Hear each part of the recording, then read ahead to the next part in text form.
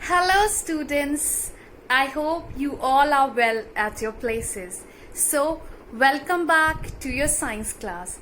So students, today we will start our back exercise questions of chapter number 10, that is soil. So students, we will complete our A part, that is multiple choice question, and B part, that is very short answers in our book, right? So I want every one of you open your science book, chapter number 10, back exercise questions, and everyone should have a pencil in your hand.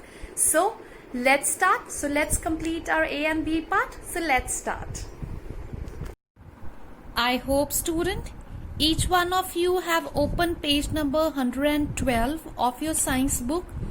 So yes student, today we will complete our A part and our B part in our book itself. So yes, I want everyone should have a pencil in your hand. So let's start. So students, you have to mark the answers in the book itself. So everybody read question number 1. What does question number 1 says?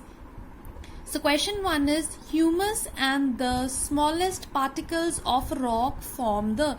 So what does the humus and the smallest particles of rock form? Does it form A horizon, B horizon, C horizon, or it forms bedrock? So what does it form? Yes, it forms A horizon. So humus and the smallest particles of rocks form the upper layer of soil, and that layer is known as topsoil, student, and that is also known as A horizon, right?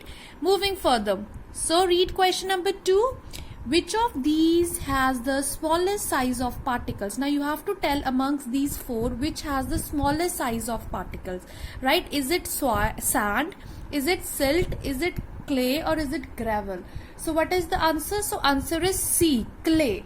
Students, see, clay has the smallest size of particles, less than 0.002 mm in diameter, right? So single clay particle cannot be seen with the naked eyes. So the answer is clay. Everybody is marking? Very good. So yes, moving further, what does question number 3 says? Read question number 3. Which type of soil is best for growing cotton? Now you have to tell which is soil best for growing cotton. Sandy, clayey, loamy, or sandy loam? So yes, the answer is sandy loam. So students, sandy loam soil is the best for growing cotton, right? As it can hold air, but water can drain through it easily. So that's why sandy loam is best for growing cotton. So yes, moving further, read question number 4. What does question 4 says? Which of these does not cause weathering? Now you have to tell among these four which does not cause weathering. Clouds, wind, flowing water, or freezing of rainwater. So what is the answer? Is it clouds, wind, flowing water, or freezing of rainwater? So the answer is clouds. Clouds does not cause weathering. See students, weathering is the breaking down of huge piece of rocks into a smaller piece of the action of natural forces, right? Such as we can say water, glaciers, wind, and roots of the plants. So that's why this is the reason that clouds do not cause weathering. I hope everyone is marking. Okay. So moving further. So what does question number 5 says? Read question number 5. What does question 5 say, student? Water percolating into the soil collects over. Water percolating into the soil collects over. What does it collects over, student? A horizon, B horizon, C horizon, or none of these. So student, water percolates does not collect any A, B, C. It is none of these. See student, water percolating into the soil collects above the bedrock, right? So above the bedrock, so the natural level of groundwater is the water table. So that means none of these, right?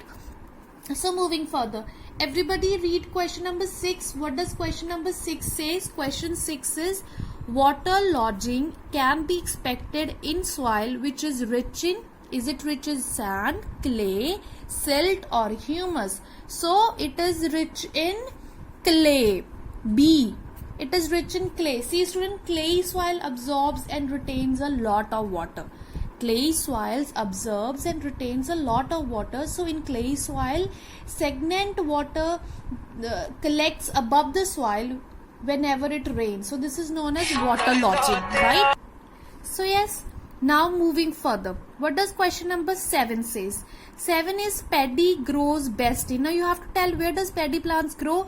In clay soil, loamy soil, or sandy soil, or sandy loam. So it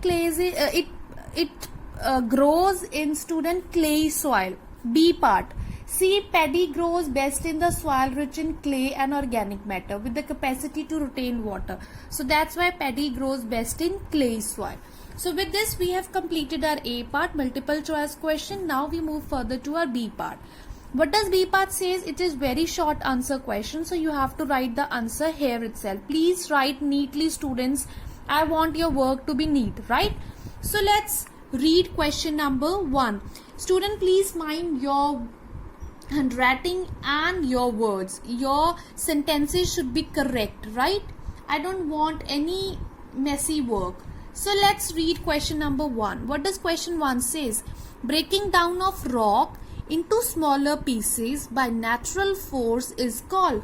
What does it called? It is called weathering. W, write the spellings correctly, student. W-A-A-T-H, with E-R-I-N-G, weathering. So the answer is weathering, right? So read question number 2. What does question 2 says? Which absorbs more water, sandy soil or clay?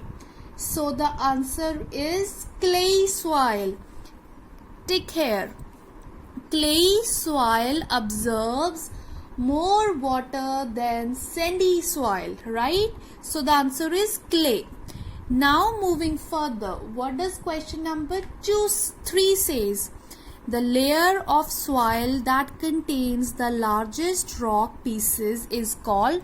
What does that layer of soil called, student, that contains the largest rock pieces? It is called C horizon. Which horizon? Capital C, horizon. Please write the spellings correctly. So answer is C horizon, right? Moving further, what does question number 4 says? Read question number 4. In general, which is the best topsoil for growing plants? Now they are asking generally which is the best topsoil for growing plants. So the student, the best topsoil for growing plant is loam. L-O-A-M, loam soil. Which soil we are talking about? Loam. See, so loam is a mixture of sand, silt, clay and humus. It has the right water holding capacity for plant growth. So this is the reason that loam is the best topsoil for growing plants. Please see the spelling, student. I don't want any kind of mistakes. L-O-A-M, loam. So yes, now moving further. Read question number 5. What does question 5 says? Question 5 is water lodging occurs in sandy soil. So is it true, student, or is it false? Is it occurs in sandy soil? No, it is false.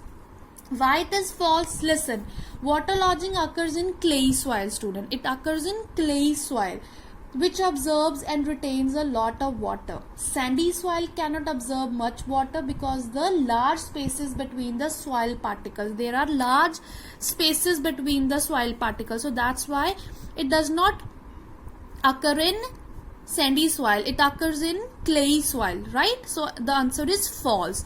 Now moving further. Read question number 6. What does question number 6 say, student? Question number 6 is soil a natural resource? Now you have to tell, is soil a natural resource? So yes, soil is a natural resource because, right here, because. Why, student, it is a natural source? Because it comes from the earth. Because it comes from the earth. It comes from the earth and is used by us. And is used by us. So this is the answer. See, I am showing it again. Is soil a natural resource? Yes, soil is a natural resource because it comes from the earth and is used by us. So this is the answer. Right, student? Moving further, what does question number 7 says? Read question number 7, student. Since clay holds more water, it is very good for plants as they get plenty of water. Is it true or is it false? Now you have to tell, they are saying that since clay holds water, right? And it is also very good for plants and they get plenty of water. Is it true? No, student, it is false. Now listen the reason behind this, why it is false, student. Although clay holds more water, water drains through soil, right, very slowly. Okay, so since the particles are very small and lightly packed, so this type of soil is not able to trap enough air for the roots of the plant. So that's why the answer is false, right? So now we move further. What does question number 8 says? Read question number 8. Humus is formed by the action of insects on earth. Now they are saying that the humus is formed by the action of insects on soil. So is it true or is it false? So the answer is false, student. Why it is false? Because, student, a variety of dead and decaying organisms contribute to the formation of humus. You know, by the formation of dead and decaying organism, humus is formed. So that's why it is formed by the action of insects on soil. So it is false. It is not formed by the action of insects. It is formed by the dead and decaying organisms. Yes. Now we move further to our 9th question. So what does question number 9 says? So question 9 is, soil without humus cannot be fertile. Is it true or is it false? Now they are saying that soil without humus cannot be fertile. Obviously it is true that soil without humus cannot be fertile, as it provides organic nutrients, right? It provides organic nutrients to soil. Humus provides, right? So now we move further to our last question, that is 10th. What does it says? Humus is formed by the action of decomposers. Is it true or is it false that humus is formed by the action of decomposers? Yes, student, it is true. Humus is formed by the action of decomposers such as bacteria and fungi or fungus, right? So with this we have completed our B part, very short answer questions. I am showing you again, student, please see the spellings, do not make any mistakes. See spelling of weathering, sea horizon, loam, and the answer of question number 6, that yes, because it comes from the earth and is used by us, and all other answers. I'm showing you again and again, student, no mistakes should be. Please, I don't want any mistakes, students, no mistakes, right? So with this we have completed our A part and our B part. Okay, students? I hope, student, each one of you have written the answers correctly. So click the picture and send it to me. Till then, take care, stay home and stay healthy. Bye, students.